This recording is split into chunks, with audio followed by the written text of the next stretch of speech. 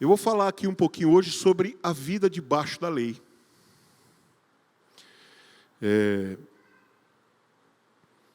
Quero ler primeiro com vocês um versículo. É no livro de Êxodo, capítulo 19, versículos 4 a 6. Êxodo, capítulo 19, os versículos 4 a 6. Diz assim: Vós tendes visto o que fiz aos egípcios, como vos levei sobre asas de águias, e vos trouxe a mim. Agora, pois, se diligentemente ouvirdes a minha voz, e guardardes o meu concerto, então sereis a minha propriedade peculiar dentre todos os povos, porque toda a terra é minha. E vós me sereis um reino sacerdotal e povo santo. Estas são as palavras que falarás aos filhos de Israel. Como eu disse, Êxodo 19, do versículo 4 ao 6. Então vejam bem. Se toda a terra é de Deus, o que é uma propriedade peculiar? O que seria para Deus uma propriedade peculiar? Peculiar é no sentido de que existe uma distinção, existe uma diferença entre aquela propriedade e as outras. Existe uma propriedade que distingue aquele povo dos outros. E você pode ver, quando Deus disse isso aos judeus, que ainda não eram chamados de judeus, eram os hebreus, esse povo era escravo numa terra onde eles foram escravos nela por mais de 200 anos. Esse povo já não sabia mais o que era ser livre. Eles eram escravos há muito tempo. E Deus os tirou de lá com mão forte, mas sabia que aquele povo era um povo difícil. Me perdoem se eu parecer grosseiro, se eu parecer desrespeitoso de alguma forma, mas quem aqui já teve um contato, de alguma forma, com um favelado de verdade? De estar lá com eles. O João, o Luiz Reis e a nossa irmã ali. É fácil conversar com esse povo? Eles não têm uma moeda para bater na outra, passam muita dificuldade, mas têm um orgulho que parece que não cabe dentro deles, não é? Parece que eles têm todas as respostas, não é? Parece que eles estão certos em tudo.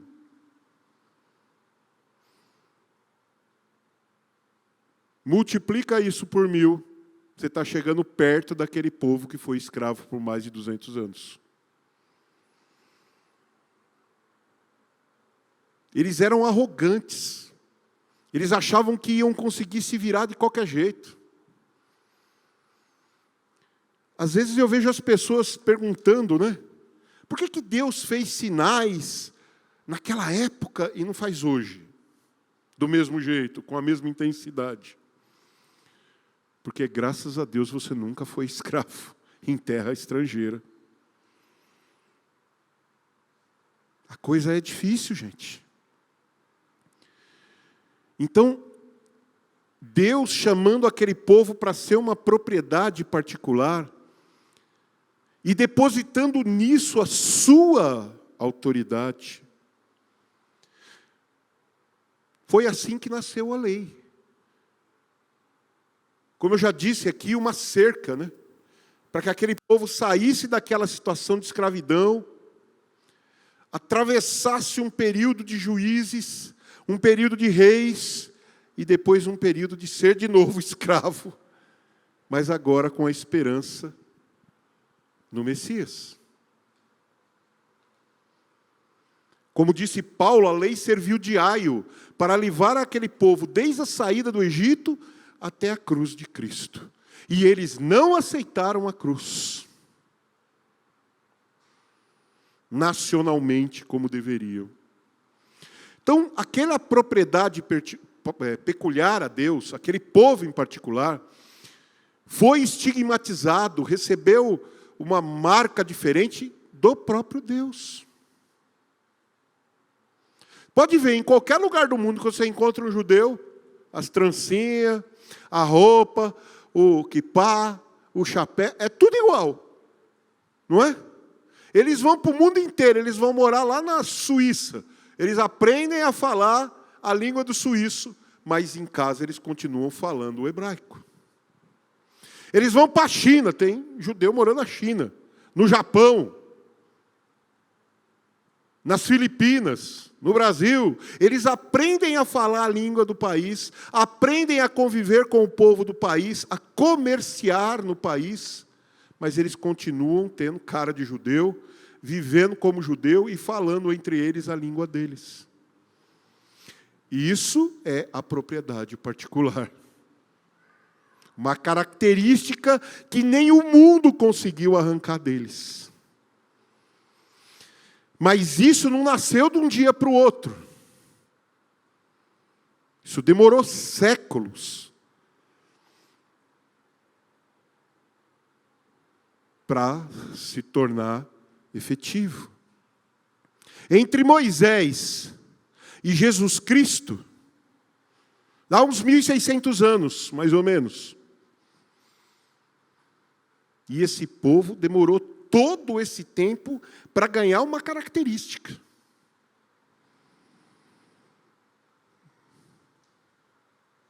Só que o que acontece com a gente quando a gente fica vivendo muito tempo uma coisa? Por exemplo, vamos imaginar aqui o nosso culto. Oração inicial, louvor, palavra, depois tiramos oferta, oração final. Se a gente não tomar cuidado, a gente entra numa rotina, não é? Se torna um rito. E a gente vem e nem percebe que o nosso coração e a nossa mente não estão ali de verdade. Quem aqui, como eu, foi católico? Veio do catolicismo? Levanta a mão aí. Ó, pode olhar para o lado, a maioria. Alguém aqui prestava atenção na missa de verdade? A gente prestava atenção no que estava sendo falado, mas o rito da missa todo mundo já sabia de cor.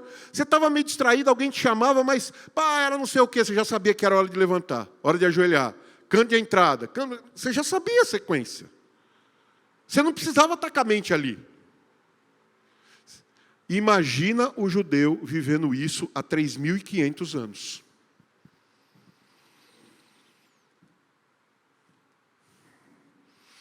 Então, no início, a lei que a gente fala, né?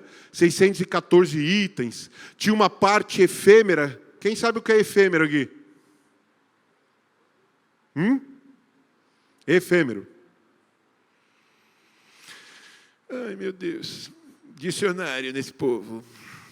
Efêmero é aquilo que é transitório, é temporário, é passageiro. Então, a lei tinha uma série de regras que era temporária. Por exemplo, os sacrifícios. Embora fossem muito importantes, e nós sabemos que eles prefiguravam a vinda de Cristo, os rituais um dia iriam parar.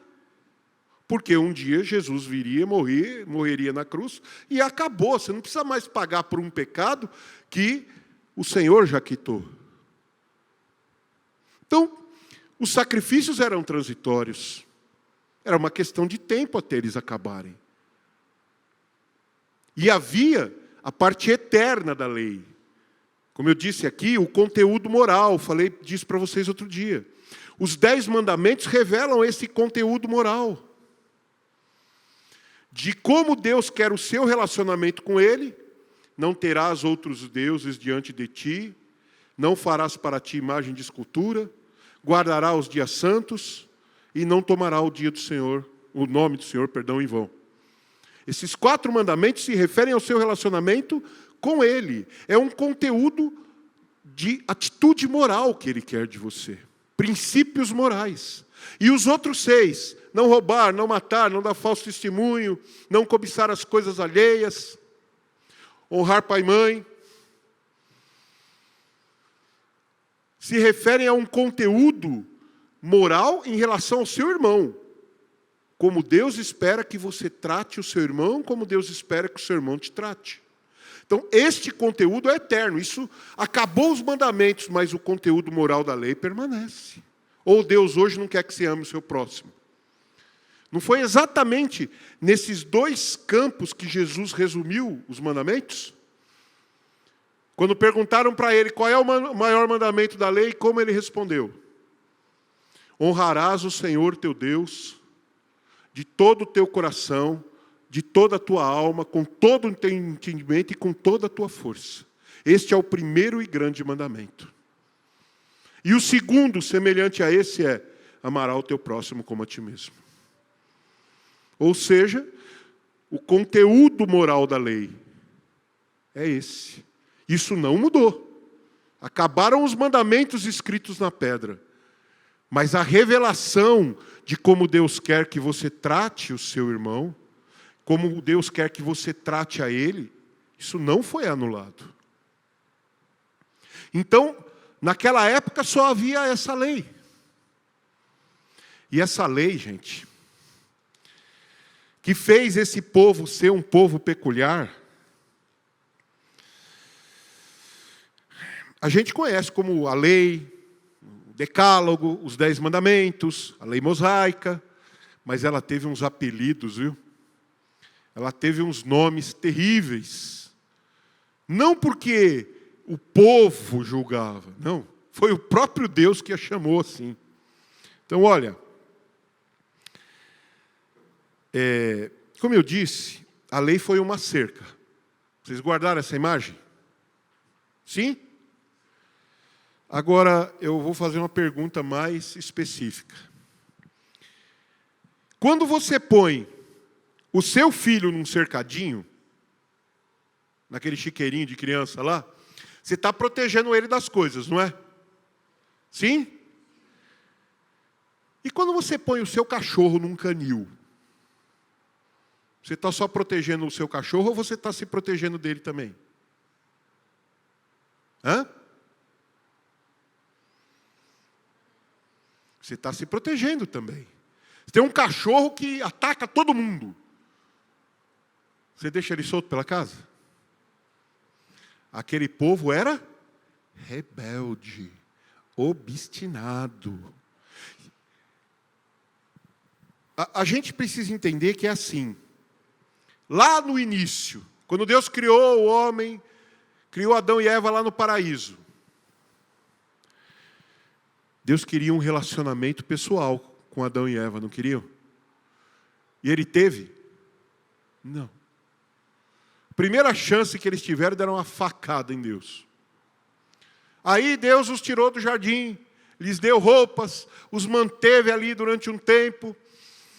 Eles tiveram filhos, esses filhos buscaram a Deus, e quando não deu certo, o que eles fizeram? Um matou o outro. Primeiro homicídio. Será que isso feriu o coração de Deus? Claro que feriu. E aí começou de novo aquela história toda, e veio um e buscou a Deus, veio outro e não buscou, veio um e se vingou do que tinha feito mal contra ele. Quantos milhões de vezes? Quando chegou ali no pé do Monte Sinai, Deus já tinha sido magoado, ferido, inquietado, entristecido pela atitude rebelde do ser humano. Deus já estava ferido, irmãos. Seu coração já estava magoado, sangrando. Então, a lei era uma cerca que mantinha o povo aqui para não se perder, mas também mantinha o povo longe de Deus. Porque Deus não queria tomar mais paulada. Deus não queria. Você acha que Deus colocou a lei só porque o povo era ruim? Não, Deus queria se proteger. Ele não queria ficar sendo ofendido, ele não queria ficar sendo desrespeitado. Então ele estabeleceu uma lei: se você pisar fora dessa cerca, pau. E não era o que acontecia? O cara ia lá, cometia um pecado, olhava para a vizinha. A lei, vinha lá as testemunhas e... ele olhou para a vizinha, hein? Espera aí, qual que é o pecado? Casal de pombinhos aqui no sábado. Sábado, dia do sacrifício, sacrificava o bichinho para, pelo sangue do bichinho, expiar a sua culpa.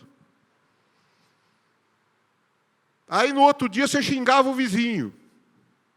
Não pagava a conta e ainda achava ruim que ele vinha te cobrar e xingava. Aí o pecado já era maior, tinha que ser uma ovelha. Aí no sábado seguinte estava você lá com a ovelha para ser degolado, o sangue ser espargido e tal, e você ser perdoado daquele pecado. Aí passavam uns dias, você nervoso com as coisas do serviço, da plantação que não tinha dado certo, invadia o quintal do vizinho para o seu boi comer lá a grama dele, e o vizinho passava fome e ficava sem comida. Aí o pecado era grandão, aí tinha que ser um boi. Enfim, uma hora, não tinha mais boi, não tinha mais bicho do tamanho suficiente para pagar o seu pecado, era o seu pescocinho. Então a lei era isso. Deus estabeleceu a regra, fez, beleza, não fez mais que obrigação. Não fez, assim Deus não se sentia magoado, porque tinha uma regra. E quem transgredia a regra, rodava. A lei era clara, estava escrito, preto no branco, acabou. Entendem o cercadinho? Não era só você que estava sendo protegido do mundo. Era Deus que estava se protegendo de você. Só que essa lei, como nós já dissemos, foi feita para um povo rebelde e obstinado. Como diz lá em Timóteo capítulo 1, a lei foi dada para o injusto, para o obstinado, para o parricida, para o matricida. Então essa lei não era fácil, não era bonita. Ela tinha regras duras, inflexíveis. E o resultado foi que milhões de pessoas pagaram preços altos, porque transgrediram essa lei. Então, o apelido da lei, né? Eu estava falando deles aqui. Tem vários, hein? Vamos começar lá, Ezequiel 20, 25, que nós até lemos aqui na semana passada. Estatutos ruins. Diz assim: pelo que lhes dei também estatutos que não eram bons, juízos pelos quais não haviam de viver. Esse é um dos nomes da lei, estatutos ruins. Quer outro nome, pior ainda? Ministério da morte. Está lá em 2 Coríntios, capítulo 3, versículo 7. 2 Coríntios 3 e 7 diz assim: e se o ministério da morte, gravado com letras em pedras, veio em glória, de maneira que os filhos de Israel não podiam fitar os olhos na face de Moisés, por causa da glória do seu rosto, a qual era transitória, ministério da morte. Quer mais um nome? Outro nome triste? Ministério da condenação.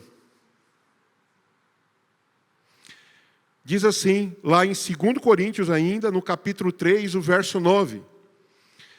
Porque se o ministério da condenação foi glorioso, muito mais ascenderá em glória o ministério da justiça. O ministério da justiça aí está falando da graça. Ministério da condenação. Outro nome triste, Romanos 8, versículo 2. Lei do pecado e da morte. Diz assim: porque a lei do Espírito de vida em Cristo Jesus me livrou da lei do pecado e da morte. Outro nome ruim, cédula de ordenanças. Colossenses capítulo 2, verso 14. Diz assim: havendo riscado a cédula que era contra nós nas suas ordenanças, a qual de alguma maneira nos era contrária, e atirou do meio de nós, cravando-a na cruz. Outro nome, triste. Mandamento fraco e inútil. Está lá em Hebreus capítulo 7, versículos 18 e 19. Diz assim: porque o precedente mandamento é abrogado por causa da sua fraqueza e inutilidade. Pois a lei nenhuma coisa aperfeiçoou, de sorte que é introduzida uma melhor esperança pela qual chegamos a Deus. Fraqueza e inutilidade. Olha os apelidos bonitos da lei. Aí de vez em quando a gente vê uns caras na televisão querendo defender o cumprimento da lei como uma maneira de chegar ao céu. Quando o evangelho começou a ser pregado, no meio dos cristãos que estavam se convertendo, e até disfarçados de apóstolos, começaram a aparecer uns judeus, a quem foi dado um apelido também, nada gostoso, judaizantes. Jesus havia morrido na cruz para livrar o povo da lei do pecado e da morte. Aí me vem um infeliz, em nome de Jesus, anunciar que se você não se circuncidar e não guardar a lei de Moisés, você não vai para o céu. Ou seja, o sacrifício de Jesus não valeu nada, então? Mas isso, devagarzinho, cresceu dentro da igreja. E até hoje tem pessoas que são legalistas, que são judaizantes, que ficam querendo empurrar a goela abaixo das pessoas o modo de vida do judeu. Eu já até comentei com vocês aqui, né, isso vai ficar registrado para a posteridade. Dá uma olhada no Edir Macedo e no pessoal da Universal, como é que eles estão se vestindo e como é que eles estão falando. Se não parece um judeu. Se você botar ele um rabino do lado, você não sabe quem é quem. Falam de Cristo, mas anunciam a lei. Será que dá para combinar? Se a lei fosse boa, Jesus não precisaria ter morrido para encerrá-la e selar uma nova no lugar. Então, com todos esses apelidos, eu vou fazer uma dramatização aqui hoje. Posso? Um pouquinho diferente. Imagina assim, naquela época, na época dos judeus, o que era viver debaixo da lei?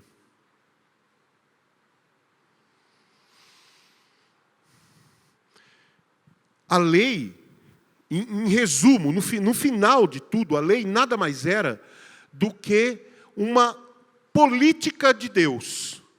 Deus governava, não importava quem era o homem que estava ali. Era Deus que mandava, porque a lei era isso. Então foi Moisés, depois foi Josué, depois foi Caleb, aí veio Gideão, Jefitá, cada um na sua época. Depois veio Saul, que não obedeceu, aí veio Davi, depois veio Salomão. Não importava quem era o homem que estava ali no trono ou no cargo. A regra toda era um conceito estabelecido por Deus. Então não era um governo democrático, era um governo teocrático, era Deus no comando, beleza? Naquela época não tinha televisão, não tinha cinema, não tinha teatro. Mas as famílias tinham um mandamento, que vocês conhecem, já ouviram. Eu vou ler aqui só para a gente não se esquecer dele. Deuteronômio, capítulo 6, do versículo 20 até o 25.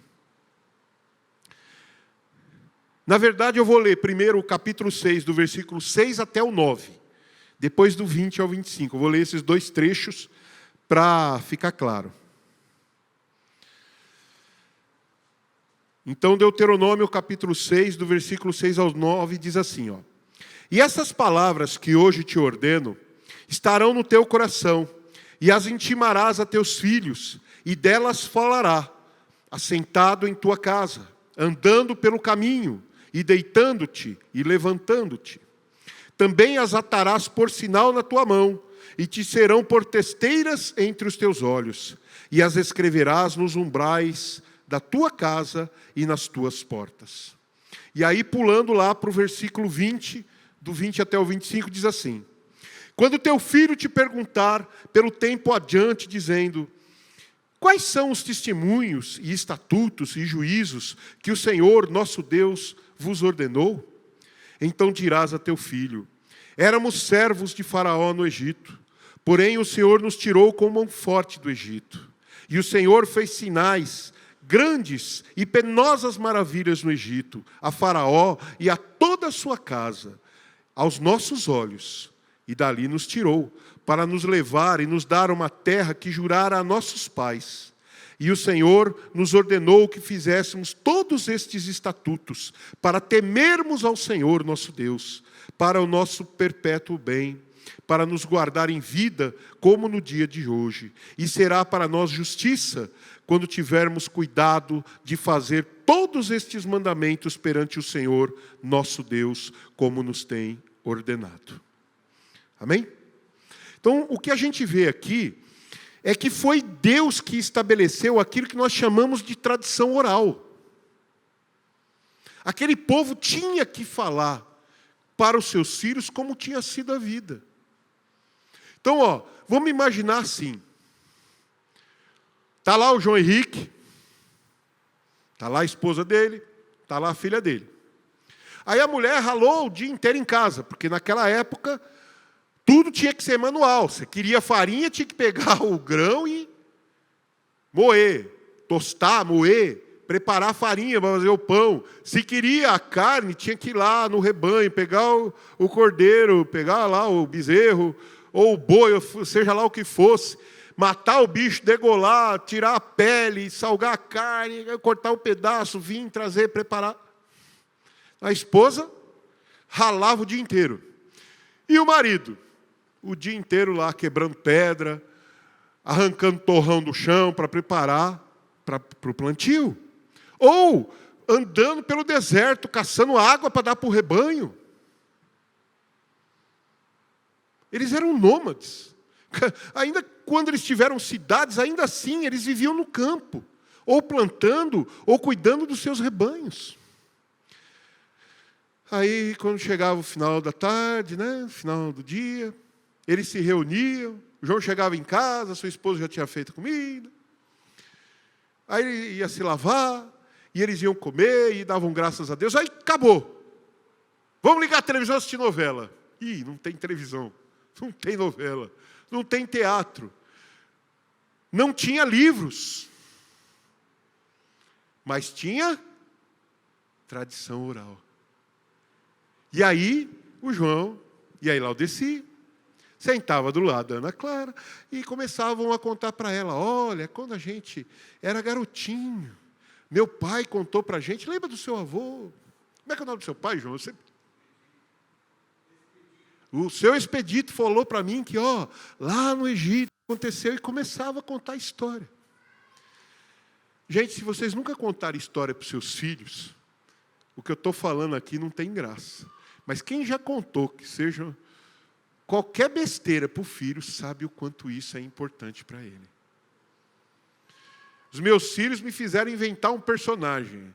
Era Francis, o cavalo que falava francês.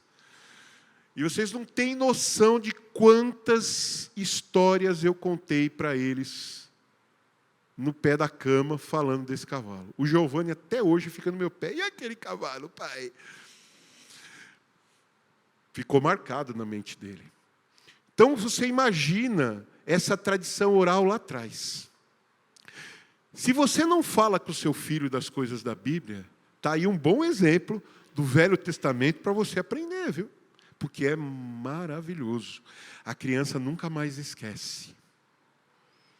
E ali, depois daquilo, 1 dia, 2 dias, 3 dias, aí tem a festa, por exemplo, da Páscoa, que simboliza aquela saída, e eles narravam de novo a história, e assim ia. Será que depois de uns 3 anos, a Ana Clara já não estava sabendo bem essa história? Já não estava vendo o tamanho do amor de Deus que foi lá e resgatou eles do Egito? Então a vida debaixo da lei tinha suas coisas boas, não é? Mas aí, o João tem um primo, o Pedrinho, e o Pedrinho é meio descabeçado. E o Pedrinho tem esposa, tem filhos, tem inclusive um nenezinho. Só que o Pedrinho pisou na bola, transgrediu a lei. E alguém viu. E não foi um que viu, não. Foram 3. O que a lei dizia? Pela boca de 2 ou 3 testemunhas será confirmada toda a lei. Então, 2 pessoas viram e acusaram, você estava dentro d'água. 3, meu amigo, você já estava condenado. E o pecado que ele cometeu era grandão. Não tinha pomba, rolinha, cabrito, bezerro, cevado, não tinha boi que pagasse. Ele cometeu algo tão grave que ele tinha que ser extirpado do meio do povo. Só que quando caía nesse pecado, não era só o cara. Era ele, a esposa, os filhos, os servos, os animais. Aí a Ana Clara, que sempre ouviu falar do amor de Deus e do cuidado de Deus e da maravilhosa lei de Deus que os preservava de outros, de ser igual aos outros, idólatras e não sei o quê, de repente vê o seu tio, seus primos, mais ou menos da sua idade, o nenezinho, a tia, o servo, o boi, todo mundo sendo levado para fora da cidade. E uma multidão atrás deles, cada um com a pedra maior na mão. E quando chegava lá fora, alguém citava o artigo da lei que havia sido transgredido e dava a sentença: apedrejamento até a morte. E aí a multidão, uns tristes, outros contentes, uns com muita vontade, outros só para cumprir o ritual, apedrejavam aquela família, inclusive o nenezinho, até a morte. E depois punham fogo em todo mundo. Passou a sobrar pó. Como que vocês acham que Ana Clara ia olhar o amor de Deus dali para frente? Isso era a vida debaixo da lei. Ver e receber maravilhas. Uma herança que era maravilhosa. E imediatamente depois, ver o castigo de quem não se ajustava à vontade de Deus. Então, quando alguém chegar perto de vocês, querendo que você cumpra os 10 mandamentos, cate a primeira pedra que você vê na mão e fala: tá bom, mas nós vamos ter apedrejamento também? Não, porque Jesus morreu. Então vá. Que essa lei para lá. Entenderam? A lei era isso.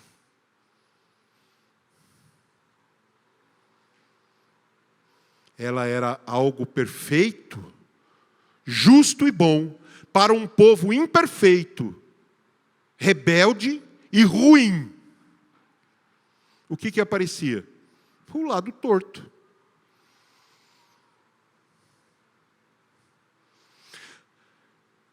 Aí vamos voltar lá no começo. Lembra que eu falei que depois de um tempo algumas coisas acabam virando um costume, um ritual? Você acha que isso aconteceu com a lei? Aconteceu. Acontece até hoje.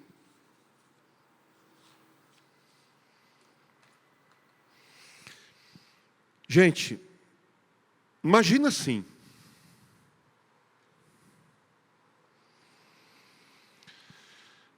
Nós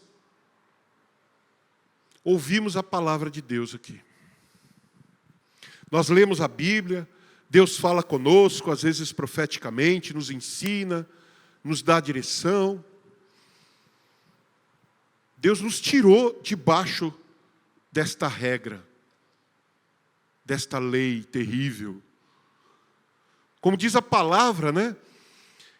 No tempo determinado, Deus enviou o seu filho, que nasceu aqui, ó, debaixo da lei, para remir, ou seja, arrancar, retirar daqui, né?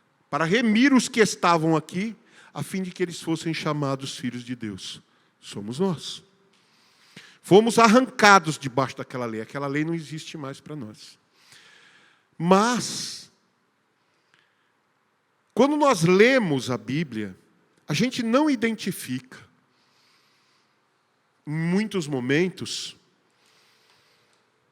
o quanto aquilo já deixou de ser a palavra de Deus e se tornou o costume das pessoas. Vamos dizer, você, eu não sei teu nome. Anne. A Anne é a pessoa mais nova no nosso meio, de todos que eu estou vendo aqui. É a que tem menos tempo com a gente. Está aqui, vindo com o Pica-Pau há pouco tempo, né, Pica-Pau? Então, ela já chegou, ela já conhece, já sabe que a gente se cumprimenta, paz. Ela passou ali e fez paz. Já pegou um hábito. É um hábito. É um costume. Às vezes a gente fala paz por irmão, em vez de falar bom dia. Em vez de falar bom dia, paz. Virou um cumprimento. Mas, quando a Bíblia nos ensina sobre a paz, ela nos diz que devemos dar paz. Você tem paz em você para dar a alguém? Por isso não damos a nossa, damos a de Deus, porque Ele tem. A paz do Senhor. Estamos profetizando sobre a vida da pessoa. Pedindo a Deus que dê paz àquela pessoa. Então não é um costume, mas vira um costume. A mesma coisa aconteceu com a lei.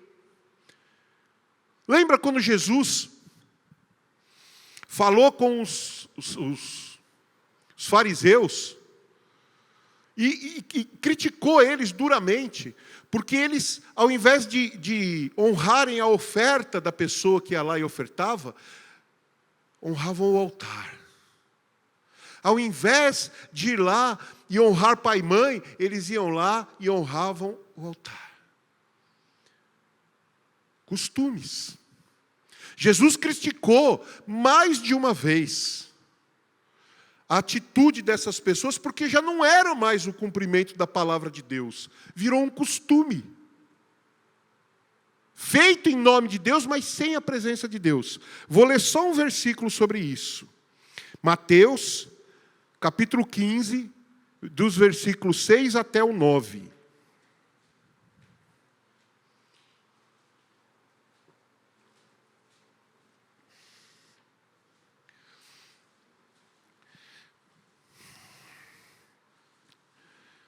Diz assim, ó. E assim invalidastes, pela vossa tradição, ou seja, pelo vosso costume, pela vossa regra humana, o mandamento de Deus. Hipócritas, bem profetizou Isaías a vosso respeito, dizendo: este povo honra-me com seus lábios, mas o seu coração está longe de mim. Mas em vão me adoram, ensinando doutrinas que são preceitos dos homens. Olha aí. Não era mais a lei de Deus. A lei de Deus já tinha sido descaracterizada. Havia virado só um costume na vida das pessoas.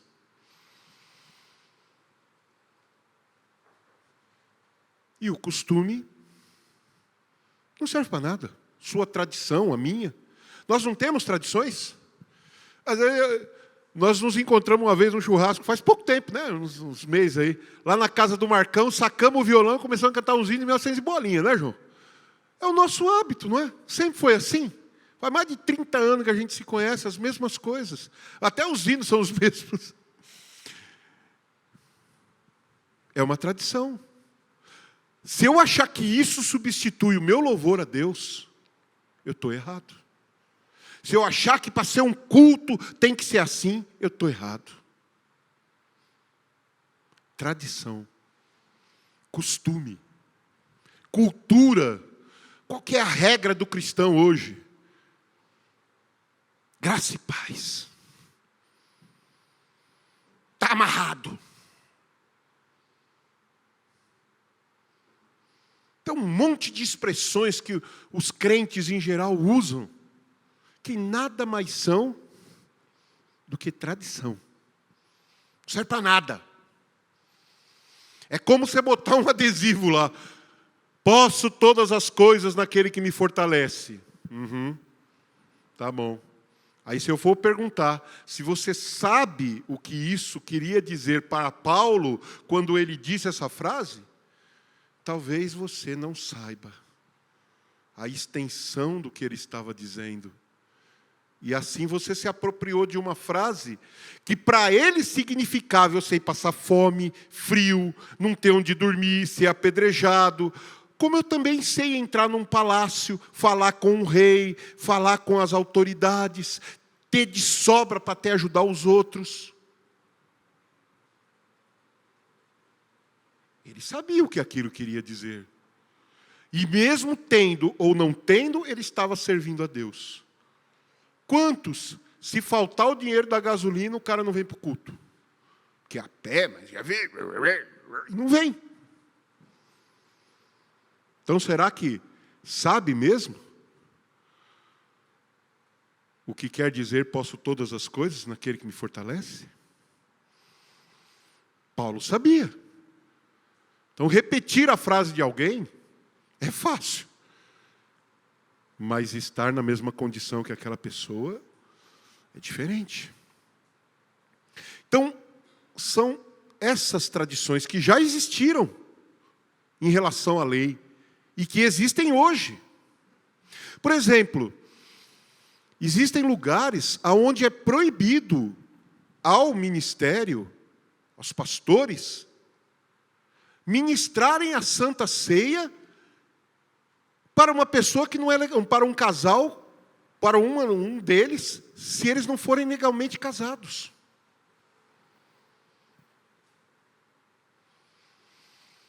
Sabia? Sabia que em alguns lugares não é permitido sequer ministrar a Santa Ceia se não forem batizados na igreja? E me diz aonde isso está escrito na Bíblia. Porque até agora eu não achei. Isso é tradição. Eles estão pegando regras do Velho Testamento, lá da época da lei mosaica, misturando com a palavra moderna e criando regras para fazer o que eles querem.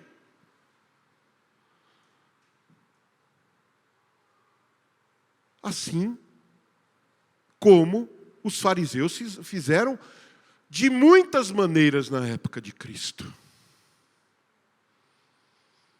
Eles valorizavam a quantidade da oferta e não a oferta. Deus vê o contrário. Nós temos o exemplo daquela a viúva pobre que só tinha 2 moedinhas que não dava nem para comprar 100 gramas de açúcar. Mas ela só tinha aquilo e ela deu aquilo tudo. Enquanto todos os outros estavam dando do que sobrava. E Jesus chamou a atenção e falou, está vendo? Ela confiou em Deus. Eles não, porque eles estão dando do que sobra. Então Deus vê as coisas diferentes. E é com isso que a gente tem que tomar cuidado. Para não deixar essas coisas entrarem na nossa intimidade com Deus. Para não deixar essas mentiras, essas degradações afetarem o nosso relacionamento com Deus. E é por isso que insistimos com vocês que busquem o Espírito Santo. Que examinem nas vossas casas a Escritura. Aqui é um estudo. Venha, traga um papelzinho, anota os versículos. Ouça, porque é importante você ouvir. A Bíblia diz que a fé vem por ouvir e o ouvir pela palavra de Deus. Ou seja, ouvir e ouvir através da pregação da palavra de Deus. É isso que vai despertar fé em você. Então não adianta você ficar lá na sua casa lendo a Bíblia. Isso não vai aumentar a sua fé. Vim aqui ou em qualquer lugar onde a palavra de Deus é pregada, é que vai aumentar a sua fé. Entendendo que fé é, antes de tudo, conhecimento, informação, mas também é um dom do Espírito Santo. Não adianta você ter toda a informação, como Satanás tem, e não cumprir o que Deus fala. Não adianta. Então, cuidado com essas coisas. Nós vivemos uma época em que há distorção para todo lado. Distorção de todos os tipos. E você que tem mania de ficar vendo pregador na televisão, toma cuidado. Toma cuidado com esses pregadores de televisão. Porque se o cara está lá, é porque tem uma estrutura enorme para manter ele lá, porque ninguém consegue ir na televisão, falar 5 minutos, sem desembolsar muita grana. Agora, olha para nós aqui, gente. Olha para o nosso tamanho. Você acha que se a gente tivesse condições de bancar 1 hora que fosse na televisão, a gente estaria num salãozinho desse tamanho, quebrando a cabeça com as câmeras velhas para conseguir fazer uma filmagem mais ou menos, com um sonzinho que um dia funciona, um dia não funciona, com meia dúzia de pessoas aqui? Você acha? Então, cuidado, porque a fé já virou um mercado, já virou uma engrenagem para ganhar dinheiro faz muito tempo. E é bíblico. A palavra de Deus diz que no fim, no início do fim, Satanás faria negócio usando a nossa fé como moeda. Aí tem gente que às vezes não tem dinheiro para comprar o remédio. Mas ele vai na igreja, o pastor fala para ele comprar aquele sabonete ungido. Até pinga ungida tem, meu Deus do céu. E faz tempo, né, João? Como é que era o nome daquela igreja lá do Brás? Eu nem lembro o nome. Tinha uma igreja enorme lá que o cara vendia sabonete ungido contra a sarna. Fazia propaganda no rádio. Era há muito tempo. Pinga ungida para livrar o seu marido. A pinga ungida era mais gostosa que a outra. Aí que o cara tomava mesmo. Enfim. A gente precisa tomar cuidado. Porque a nossa fé não é uma mercadoria. E a única maneira da sua fé não ser manipulada, nem pelas nossas tradições, porque nós temos também. Como eu disse aqui, essa maneira de dar paz que a gente tem, é nossa. Os mais antigos aqui, os mais íntimos, o ósculo, o beijo santo, tal, abraça o irmão, paz, dá um beijinho, tal. Se você for levar ao pé da letra, está certo. Mas você tem que fazer entendendo. E não fazer porque é um costume. A Bíblia diz, saudai até os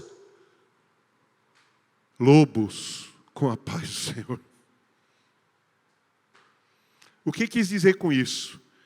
Que no meio do rebanho das ovelhas, há alguns que não são ovelhas, estão disfarçados. Mas salde até esses com a paz do Senhor. Então esse negócio de o irmão chega, está paz do Senhor, aí o outro compra paz. Não dá atenção para o cara. Que paz é essa que você não dá atenção para o cara? Não é. Então cuidado com o rito, com a prática, com a tradição, substituindo a vontade do Senhor. Amém?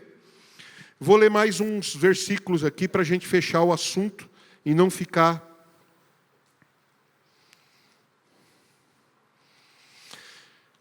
perdido aqui no tempo, né?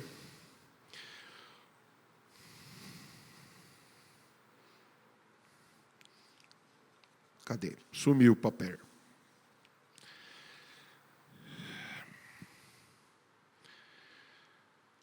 Eu vou ler aqui Colossenses capítulo 2, versículo 8.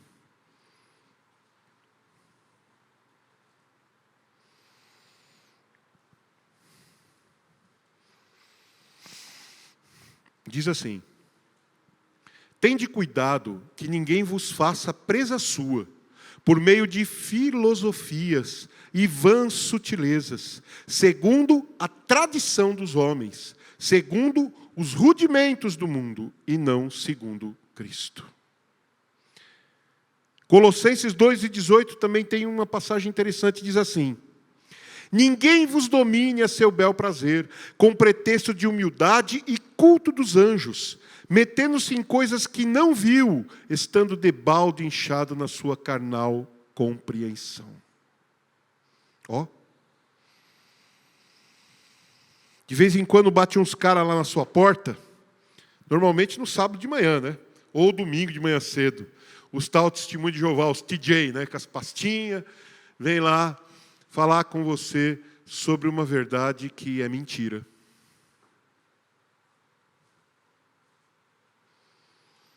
%90 do que eles falam é contrário à doutrina de Jesus Cristo.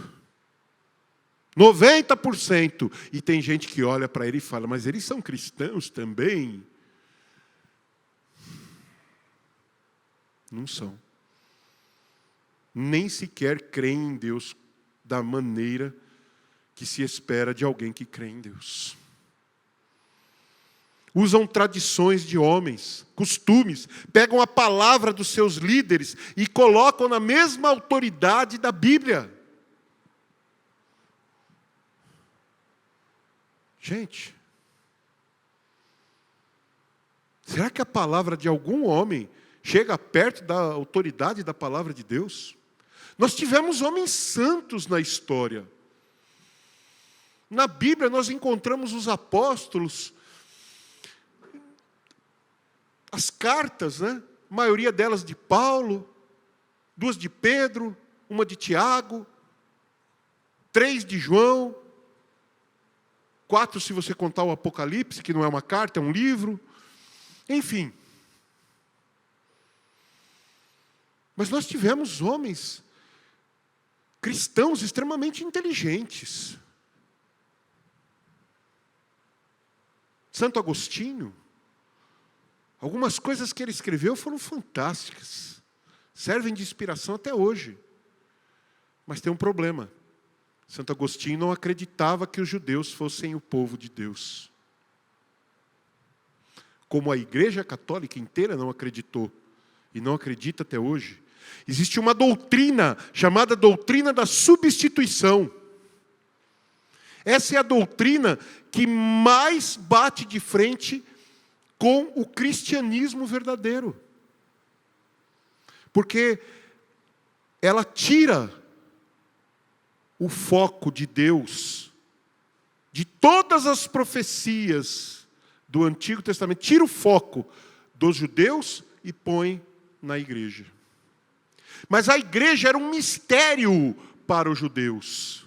Não havia em nenhum lugar uma informação de que existiria um segundo grupo de pessoas eleitas.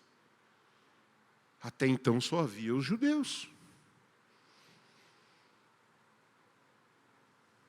Da mesma maneira que apenas a partir de Cristo se ouve falar da igreja, porque Ele trouxe esta revelação e Ele anunciou isso, e a igreja não substitui Israel, ela é um apêndice, é um extra.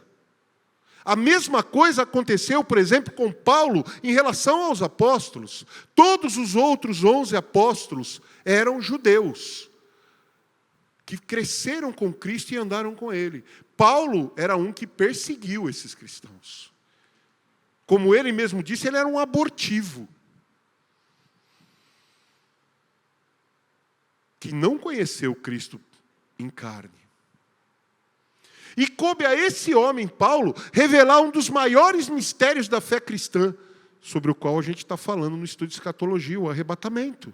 Era um mistério. Ele mesmo diz, eis aqui vos digo um mistério.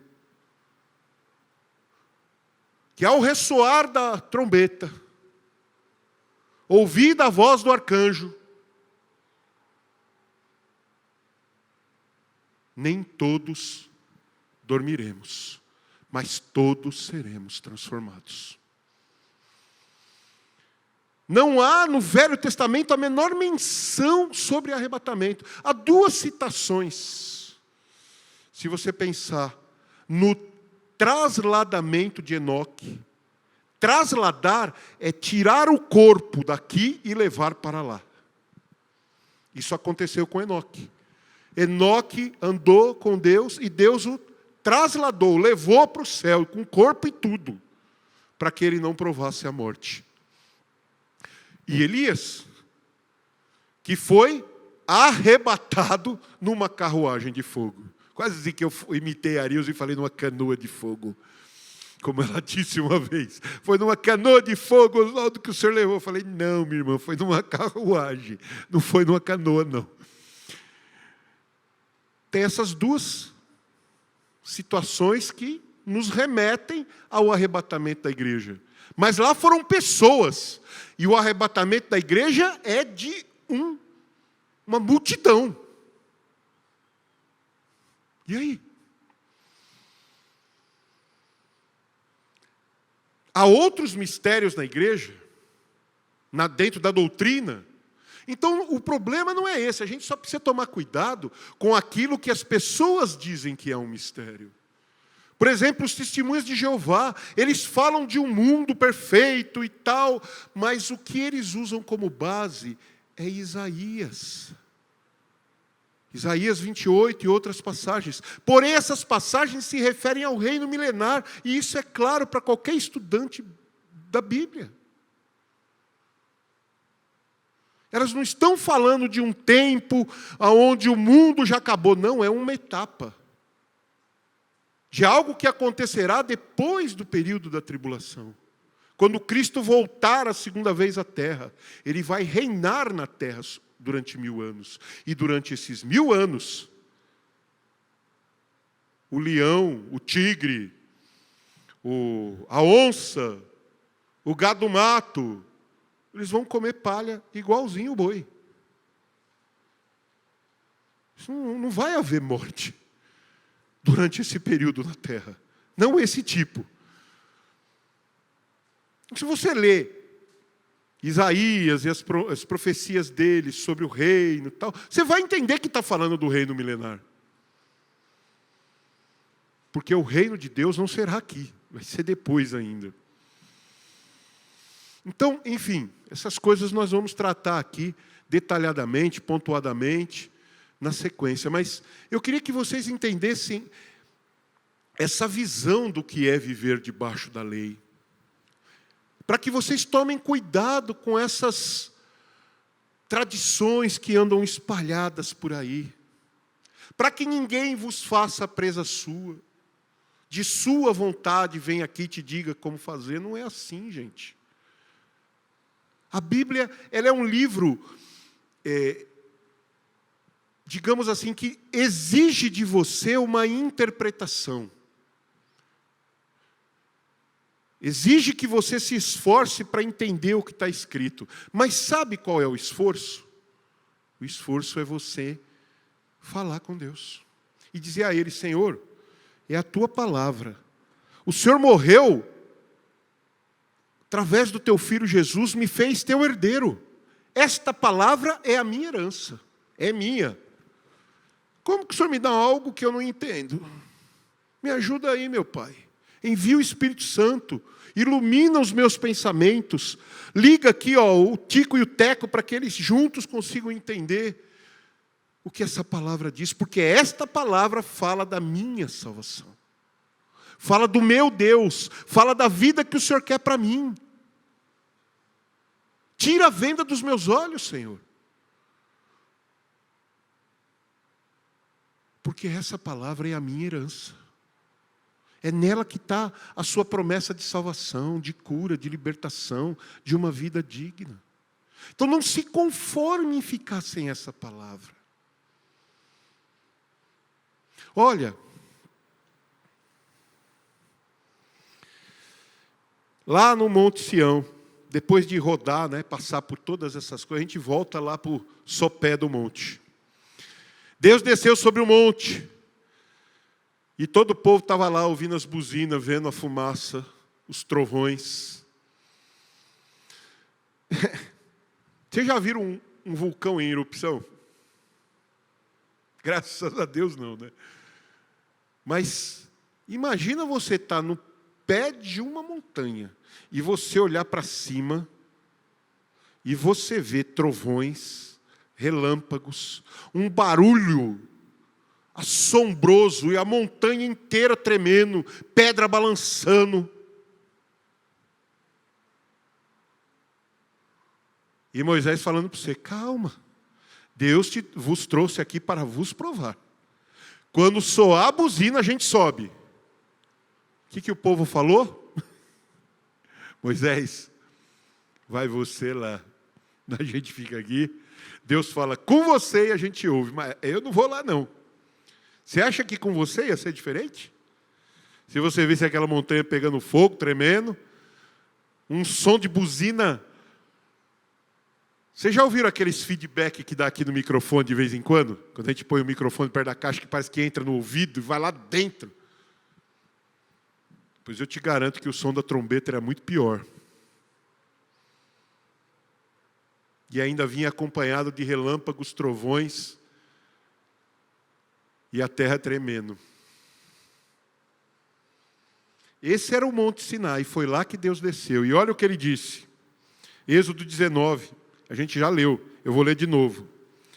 Vós tendes visto o que fiz aos egípcios, como vos levei sobre asas de águias e vos trouxe a mim.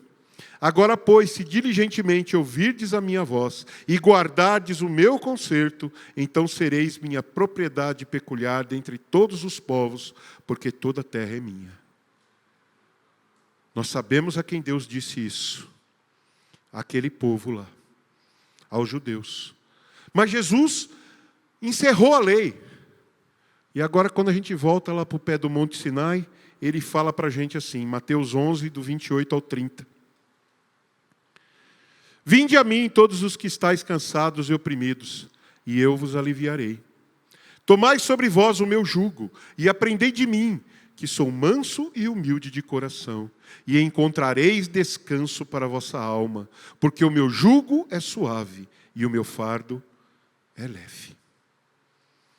Naquela época, Deus botou uma cerca, agora Ele tirou de vez. Ele blindou o coração dele, você não consegue tocar nele. Você já viu um fio de força? Fio elétrico? Né? Ele tem aquela capa e no meio tem um miolinho de cobre, não é isso? Mas e a energia? Você vê? Pois é. Então nós temos o Pai e o Filho. Mas no Espírito Santo ninguém toca. Mas quando Ele toca em você, você sai pulando igual pipoca. Porque a virtude, a energia, a vida é transmitida para você. Do mesmo jeito que se você descascar o fio e pegar nele, ele estiver ligado do outro lado, você sai pulando. Assim acontece com o Espírito Santo. O chamado de Deus naquela época e o chamado de Deus agora é o mesmo. Ele quer um relacionamento com você. Não deixe que as tradições, que as regras, que os costumes das nações, que a cultura do povo, que as religiosidades das pessoas te impeçam de ir até Deus. Tudo que eu falei da lei aqui é para que você veja o tamanho do livramento que Cristo te deu. Você não precisa mais usar aquelas trancinhas, o quipá. Você não precisa andar por aí com a característica de alguém que é diferente. Nem como um cristão de terno, gravata, com a Bíblia enfiada debaixo do braço. Não é o seu visual que importa para Deus. É o seu coração. É dentro do que está aí em você que Deus está de olho. Não deixe nada te tirar isso. Não deixe nada dizer que você não vai conseguir. Não deixe nada te impedir de desejar um relacionamento cada vez maior com Deus. A lei teve o seu propósito. Mas ela não é para você. Então, aprenda sobre a lei. Assim como a gente estuda, eu já disse aqui para vocês, quando a gente examina sobre a tribulação, como vai ser, é para a gente ver o tamanho do livramento que Deus nos deu.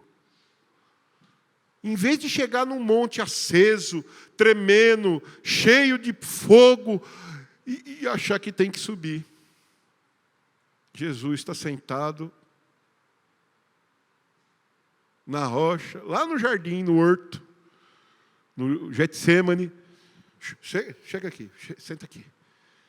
E bate um papo com você, meu amigo, como se você fosse exatamente igual a Ele. Sendo Ele Deus e você um pecador. Não tem uma buzina, não tem um holofote, não tem um treme-terra, tem nada, só tem Ele, o seu melhor amigo, com muito amor te querendo perto dEle. Entende? Por que eu sou apaixonado por esse assunto lei e graça? Eu sou um homem da lei. Eu aprendi a ser um homem da lei quando eu era um garoto. Os meus 30 anos da polícia apenas cumpriram isso um pouquinho mais.